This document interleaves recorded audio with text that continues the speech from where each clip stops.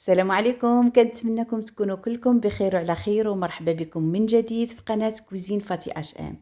في الوصفة ديال اليوم غادي نشارك معكم كيكة المول العجيب بلا بيض بلا ياغورت بلا حليب. نحضروا اسهل والذ كيكة اللي كتجي رائعة لا في الشكل ولا في المذاق. غادي نحضروها بطريقة سهلة وبسيطة وناجحة مليون في المئة. نخليكم مع المقادير وطريقة التحضير وفرجة ممتعة. بسم الله على بركة الله. في واحد الإناء درت كاس ونص بقياس كاس العنبة ديال دقيق الحلويات، زدت عليهم جوج ديال لي ساشي ديال خميرة الحلويات، وزدت عليهم واحد الساشي ديال الكاكاو المر. بالنسبة لبنات المقادير غادي نخليها لكم مضبوطة في صندوق الوصف. غادي نزيد عليهم 3 ديال المعالق كبار ديال سكر سنيدة، وغادي نزيد عليهم 5 ديال المعالق كبار كذلك ديال زيت المائدة. بالنسبه لهاد الكيكه كتخلط دفعه واحده، ما فيهاش مراحل، ما فيهاش يعني كثره التعقيدات. غادي نزيدو عليها كاس ونص بقياس كاس العنبه ديال الماء. الكاس الاول غادي نخليوه طبيعي، والنصف الكاس غادي نزيدو فيه معلقه صغيره ديال قهوه سريعه الذوبان. غادي نخلطوا الكل جيدا كيف ما كتشوفوا، غير بالطراب اليدوي حتى نحصلوا على هذا القوام. يكون القوام ديال الكيك ديالنا ما خفيفش ما ثقيلش.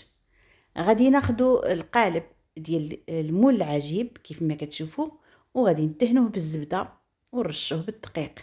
ضروري البنات تدهنوه بالزبده باش ما يلصق لكمش، ما تدهنوش بالزيت. غادي نحاول ما امكن ندردر الدقيق على جميع الجوانب، وغادي ناخذ الكيك ديالي ونعليه للسما ونبدا كنخوي بهذه الطريقه هذه. كيف كتشوفوا البنات الكيك، يعني القوام ديال الكيك خفيف، ما ثقيلش بزاف ما خفيفش بزاف.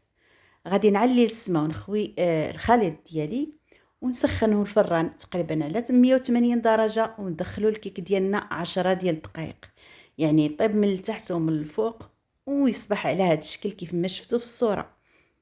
غادي ناخذ طبق التقديم وغادي نقلب فيه الكيك ديالي، كيتقلب بسهوله، يعني ما فيهش كثره، يعني ما كيلصق ما والو. ملي كديروا له البنات الزبده راه ما كيلصقش. الكيك ديالنا جا اسفنجي وجا رائع. غادي ندوزو نحضروا له الكريمه. عندي هنا نص لتر ديال الحليب وعندي الكريم باتيسير. خديت منها جوج ديال المعالق ومعلقه كبيره ديال سكر سنيده، وغادي نحركهم على البارد ونديرهم فوق عافيه مهيله وانا كنحرك حتى نحصل على واحد القوام اللي هو كريمي. بعد ما غلى الخليط ديالي وحصلت على هذا القوام هذا، خويته في الوسط ديال الكيك ديالي ودخلته للثلاجه حتى تماسك تماما.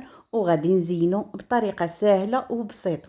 بالنسبه للتزيينه البنات درت غير شرائح ديال الحامض وريقات ديال السالميه، ورشيت عليه حبوب الخشخاش في الوسط. بالنسبه للجوانب دهنتهم بالمربى ورشيت عليهم الكوك. ودائما التزيين كيبقى كل واحد والرغبه ديالو. المهم الكيك ديالي جا رائع، جا طبقات، جا لذيذ بدون مواد مكلفه. جربوها البنات اللي ما كيبغيوش ياكلوا الكيك اللي فيه البيض، هذا هو الكيك اللي يناسبكم. نتمنى هذا الفيديو ينال الاعجاب ديالكم. الى فيديو قادم ان شاء الله.